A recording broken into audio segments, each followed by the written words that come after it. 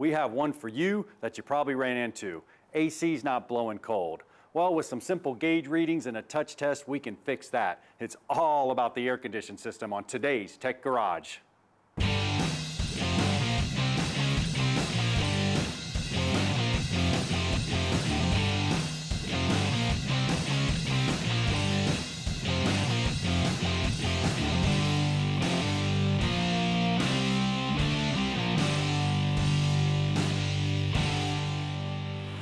Welcome to Tech Garage, presented by Advanced Auto Parts. Now, there's nothing worse than AC not working right, especially here in Florida. But no worries, we're going to take you through the complete AC system today. You know, we're going to learn about gauge readings, we're going to understand one of these components that are on this table here, and we're also going to do some diagnostics and inspection. Now, on our car, I got a gauge set hooked up here. Now, you can go down to the auto parts store and you get one of these. They're relatively inexpensive, and this gauge reading is going to tell you everything you want to know. Along with that and a field test, we can tell what's going on. And just by looking at these gauges, I can tell the compressor's running, it's not cycling, and the gauges are at about ambient temperature. We're going to need a compressor on this car. So in this show, we're going to put a compressor on. But you know, while we put a compressor on, we're going to have to put the accumulator and the orifice tube in as well. But before we do any of that, it's imperative that we recover the refrigerant out of the system. John, if you wouldn't mind shutting it off, we're going to show you exactly what you need to do this in your driveway. These are a fancy set of gauges. We've got some fancy tools, but truly we're going to package this up and show you how you can do it. A lot of our viewers are restoring classics or hot rods or older cars, and you need to dive into the AC system. So investing in a quality set of gauges, as John's mentioned, has really good return on investment. You can use them on multiple vehicles for a lot of years. But step one is always to evacuate the refrigerant, in some cases the Freon, out of an older system. And that's where you're going to need the help of a certified technician.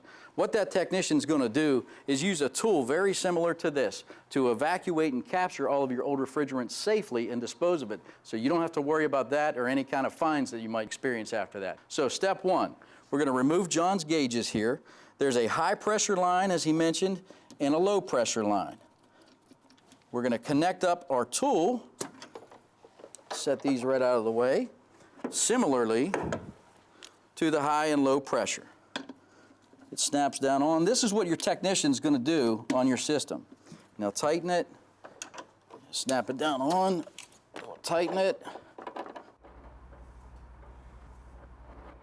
Good, we're all sealed up. We'll come over to the machine. We simply hit recycle, which is the same as capture or evacuate all of the old refrigerant in this system. We tell it yes, and we're underway. Now, this process will take 10 to 15 minutes depending on the vehicle. So while we wait for this to get evacuated, John's going to tell us how the whole AC system really works. Not only at Tech Garage do we have a functioning AC system working on a board, thanks to our friends at A-Tech. But we have to understand the concept of air conditioning, and we're going to have to rewind all the way back to the beginning. The job of the air conditioner is to take the heat out of the car and remove it. Thus, you're feeling a little bit colder. And there's an AC cycle we have to understand that makes that happen in all the components. And we'll start right here on the compressor. Now, the compressor's job is to compress. That's what it's doing. It's taking that refrigerant in the system, it's squeezing it, it's making it into a high pressure. And when it does that, it gets hot. So as it comes out, you can feel this line's hot. It's going to go run over to a condenser. Now, the condenser is located in the front of the car. What the condenser does, it changed actual states of the refrigerant. It left a gas, it went in there, and just like your mirror in the bathroom, it kind of rains down. When it starts to cool, that's what's going to happen here. We're going to take that heat, we're going to transfer it to the outside air, and it's going to come out then a high pressure still, but it's going to come out a liquid. When it comes out a liquid, it goes over to the actual receiver dryer, which is just a desiccant bag that dries the refrigerant. We'll take a look at that a little bit later. And then it returns over to what's called a TXV, a thermostatic expansion valve. Now just think about, we had high pressure in that system up to this point. Now at this point, it's going to go from a high pressure to a low pressure. Remember, it's a liquid too. So a high pressure liquid to a low pressure liquid. When that happens, the refrigerant becomes very cold, and it's going to go over an evaporator inside the car where your blower motor blows across it, grabs the heat. It's going to transfer from that into the refrigerant, and it's going to take a ride from there all the way back out. When it does that, it goes through that actual evaporator, it changes states once again. We go in a liquid, we come out a gas. Then we come out a low pressure gas and we return back to the compressor, and that process starts all over again. But that process has to work, and I can actually demonstrate it right here with these gauges. And this will be a really good example of what's going on with our Mustang. Now our gauges here, the system's off. And while the system's off, you can see here, I got what's called ambient temperature, ambient pressure. Refrigerant usually stabilizes around ambient temperature. This one's at about 80, low side. The low side of the system is where that compressor's pulling. The high side is where it's pushing. So you can see my high side right here is about 80. So they're equal. The system's equalized out. You may shut your car off and hear it hissing. Shh. It's equalizing out. That's what's going on from the high side to the low side. But remember, I'm going to fire this up. And when I fire it up, the compressor is going to pull. It's going to pull the refrigerant on the low side. So what we're going to see is we're going to see this gauge actually drop down. It should drop down to about 30 to 50 pounds around there somewhere. And then the high side is going to push. It's going to compress and it's going to raise the pressure. So what's going on there? The high side is going to raise up. So keep your eye on these gauges. When I fire this up, I'm going to turn the ignition on. I got an electric motor down here that's going to run the compressor. And you can see the low side's pulling, which is the low side of the system. Brian hooked the blue gauge up to that earlier, and the high side actually starting to rise. It's going up because we're compressing. We're raising up on the high side. Now on our Mustang, what's going on is the gauge has really never moved, but yet the compressor was running. So on our Mustang, the compressor is not pulling, and it's also not pushing. It's not compressing the refrigerant in the system. So with that happening, we know we have to replace the actual compressor on our Mustang over here. But we said before we do that, Brian's over there recovering the system. How's it coming, Brian? Okay, we've got all of the old refrigerant recovered out of the system, so it's safe to go ahead and open it up. I'm going to disconnect the RTI here. We'll need it again a little bit later, but we can go ahead and disconnect now. Both lines are clear, and we've got the air box removed for easier access. Now I'm going to remove the serpentine belt. And again, it's safe to go ahead and disconnect the low and high pressure lines from the back of the compressor so we can get this old compressor out of here and the new one in. We'll be back right after this. Here's a Tech Garage pop quiz. What is the state and pressure of the refrigerant as it leaves the compressor? A, low pressure gas, B, high pressure gas, C, low pressure liquid, or D, high pressure liquid? The correct answer is B. The compressor changes the refrigerant from a low pressure gas to a high pressure gas, and the refrigerant heats up as it pressurizes.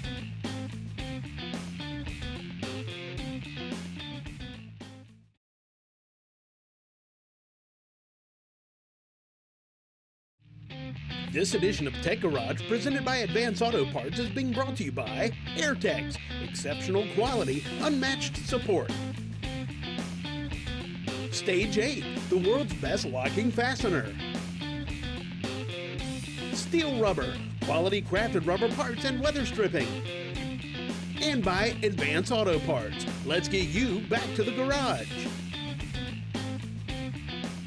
Welcome back to Tech Garage, presented by Advance Auto Parts. And I've got 3 of the 4 bolts out of our old compressor and the 4th one ready to go. We've got the wiring harness disconnected down on the bottom. Be gentle. You don't want to be splicing any of those small wires on there. And we've got the high and low pressure lines also disconnected off the back of the compressor. Now I'm going to be gentle so I don't do any line damage to either of those as I remove this. Old compressor comes up out. Here you go, John. Perfect. Now a couple things you want to do prior to putting your other compressor in, just take a look at it. Make sure that you have a right configuration, the bolt pattern's right, and just as importantly, make sure your belt here, your serpentine grooves, the pulley looks good, everything looks great. Now be careful carrying this. It comes preloaded with a little bit of oil. We'll put it in. You should have that work done in a moment. You got it. Now on our compressor. Now our compressor here on that car was driven by the front, and I can tell by pushing this compressor, I'm not doing it with much effort. What's that telling me? Well, it takes a little effort to turn them over. So what's probably going on inside of there is it's come apart. That's why it's so important that we replace the orifice tube along with the accumulator. When you buy a compressor, you have to do both, because if that came apart, there's some debris around the system. And it is a good idea to go ahead and flush the system at the same time. Now the compressor itself, we talked about that earlier. And this is pretty cool because I got a cutaway. And if you look right here, there's an S and there's a D. Well, the S stands for suction. You remember where it was pulling in on that low side and the gauge was dropping? And the D is for discharge. That's that high pressure side. Well, how's it work? I'll turn it right here and I'll put a wrench on it and show you. There's pistons inside of there, just like a car. On the intake stroke, they're coming down. It's pulling the refrigerant in on the suction side. Then as the pistons go on the other side, it's actually pressurizing and it's pushing the refrigerant out. And that's a good look at the inside of the compressor. This is a wobble compressor. Brian, how you doing over there? Well, John, I have this new compressor just about mounted. 3 of the 4 bolts are in. Now, I'm snugging these up. I'm not torquing them down just yet. But something to keep in mind, guys, is when you're mating aluminum to aluminum, get your torque wrench out. You need to make sure you follow all the right torque specs here to get everything to marry up, especially on these line fittings on the back of the compressor. Additionally, as I'm going along here, I keep checking to validate I haven't lost any O-rings out of the back of the compressor.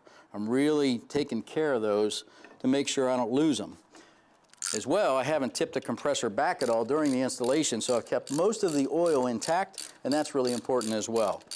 So the next step for us will be to remove the orifice tube. We'll do that after the break, and that's not terribly difficult to do either. But I put the compressor back in place here because frankly we have a lot of space with the airbox removed where we can work. And I like to just verify and validate all the lines are going to reconnect properly. Now, another tip for you. With any compressor job, you want to make sure you understand the warranty requirements. So in this case, we have to have proof for the warranty to be intact on the compressor. We have to have proof that we've had this system flushed. Remember when we said get a certified technician to do it? Bring your paperwork. That's going to protect your warranty on your new compressor. We also have to replace the orifice tube and the accumulator dryer, and we'll do that next after the break on Tech Garage. Here's a Tech Garage pop quiz. What is the most common cause of a low side gauge reading with a low high side reading? A, too much refrigerant, B, low on refrigerant, C, restriction on the high side, or D, restriction on the low side? Don't go away, we'll be right back with the answer.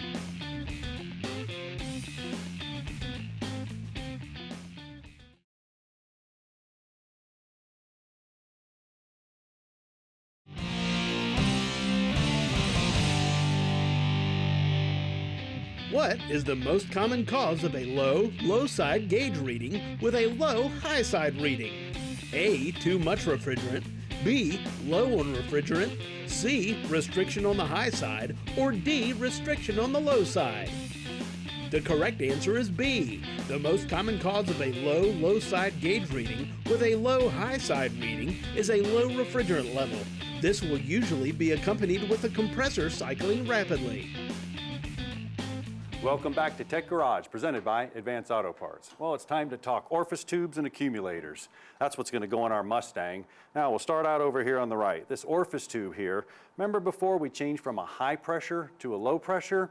Well, that's exactly what it did. It's a fixed orifice. That refrigerant come in one side, a high pressure, then it went out that low pressure, and it also cooled it really good so it can go into the evaporator, grab that heat, and take it out of the car. Now, if you see this one right here, not so much. All that debris and stuff got in that system. Brian said about that warranty earlier, this is the key right here. If that debris gets flushed around that system, you're going to ruin your compressor in a heartbeat.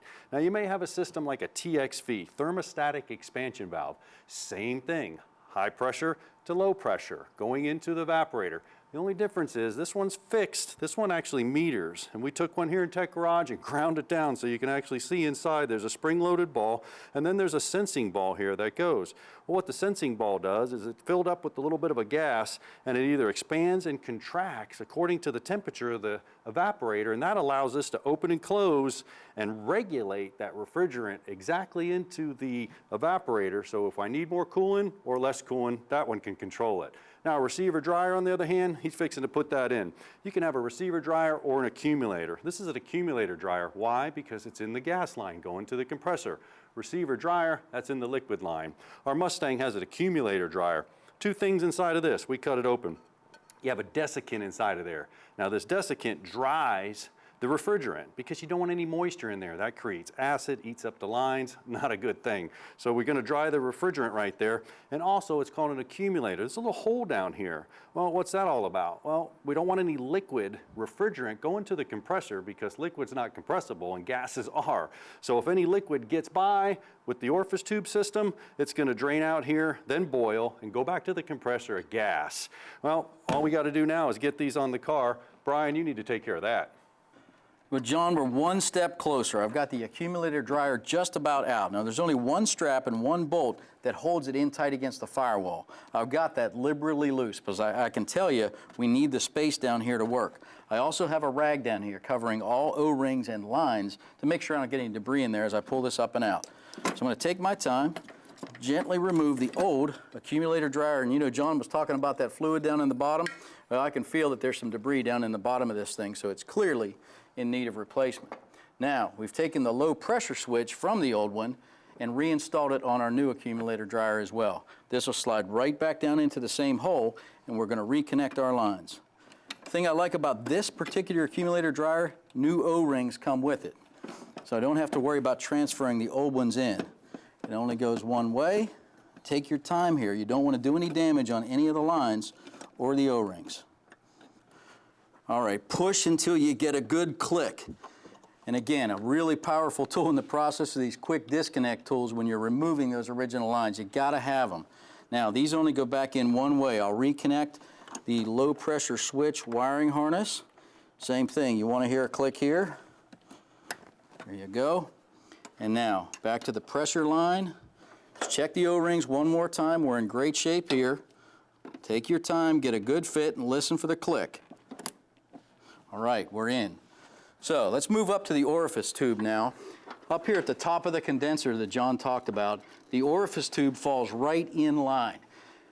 Not only does it change from high pressure to low pressure, it's actually an inline filter as John described. So be gentle in pulling your old orifice tube out and be more gentle installing the new one. So we got this guy out. You got to clear a shoulder here. Take your time. We'll install the new one, we'll reconnect the line to the top of the condenser, and we're almost home. Stay with us on Tech Garage. We're going to make this system really cool when we come back. Here's a Tech Garage pop quiz. Which two system components change AC pressures? A, orifice tube and compressor. B, condenser and evaporator. C, receiver, dryer, and accumulator. Or D, accumulator and condenser. The correct answer is A. Compressor changes the refrigerant from low pressure to high pressure, and the orifice tube changes it from high pressure to low pressure.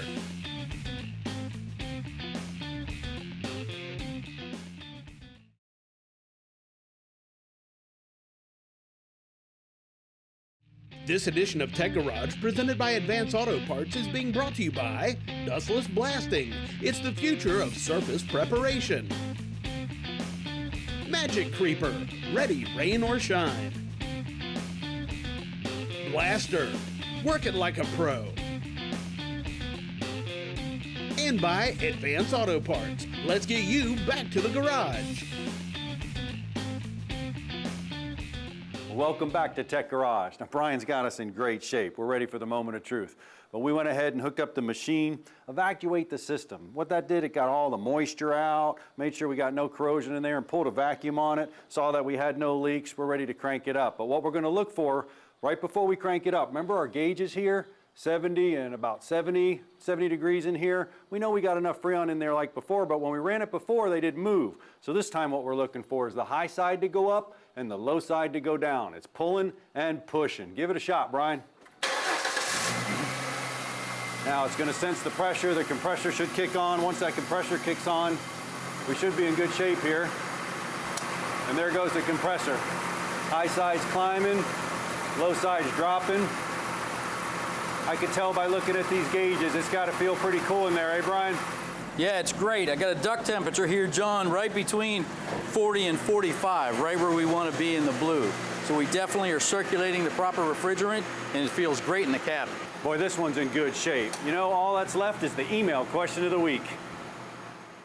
John, Kyle from Omaha emailed us. He's got an AC system that blows cold air while the vehicle's moving, but if he's sitting still or in traffic or anything, it's just not functioning. You got any ideas? You know, I know those gauge readings will tell us, but if I had to make a guess, I'm thinking it's probably has something to do with the airflow going through the condenser. Kyle, you remember on that demonstrator we showed you in the front of the vehicle is the condenser?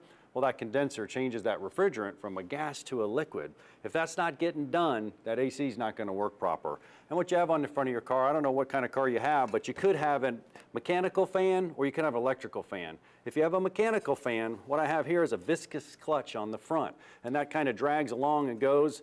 Kyle, you can just reach down there if the engine's not running, be safe, and spin it. If it spins really, really free, it's probably not engaging, going to cause your car to blow hot air. Now, the other one here is electric fan. Now, my electric fans, these are electric motors right here. They're usually driven by the computer.